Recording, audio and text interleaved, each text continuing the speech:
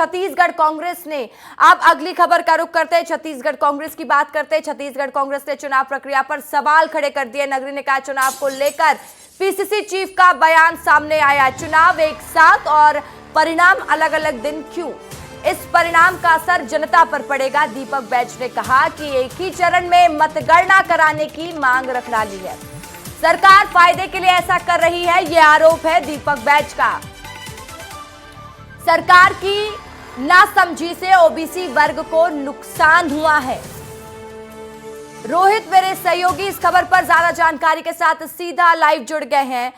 रोहित, देखिए, निकाय चुनाव की तारीखों का ऐलान होते ही इस पर सियासत शुरू हो गई है। अब दीपक बैज इस पर सवाल खड़े कर रहे हैं, कांग्रेस इस पर सवाल खड़े कर रही है, और सबसे बड़ी बात कि कांग्रेस ने साफ साफ कह दिया है कि आप बात करते हैं एक देश एक चुनाव की, आप परिणाम अलग अलग क्यों निकाल रहे हैं जब एक दिन चुनाव हो रहा है? तो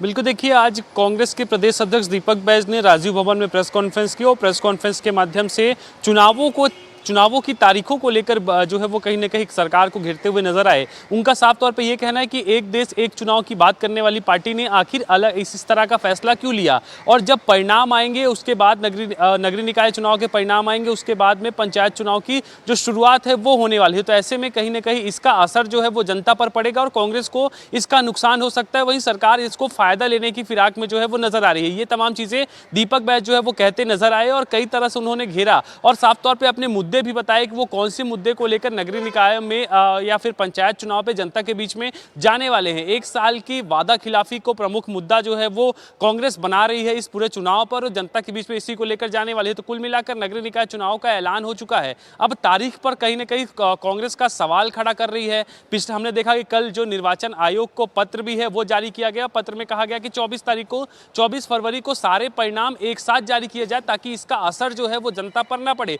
चुनाव एक जो अच्छे वातावरण पे है वो संचालित हो सके, अच्छे वातावरण पर चुनाव हो सके। तो कुल मिलाकर सवाल अब खड़े किए जा रहे हैं। कांग्रेस ने पत्र लिखा है, अब देखना होगा कि पत्र पर क्या एक्शन देखने को मिलता है रशिका आगे वाले दिनों पे।